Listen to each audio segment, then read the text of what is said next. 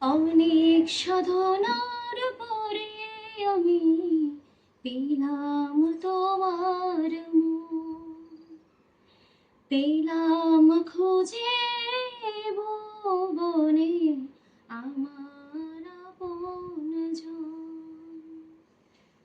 অনেক সাধনার পরে আমি পেলাম তোমার মুখ, পেলাম খুঁজে ভুবনে আমার আপনজন।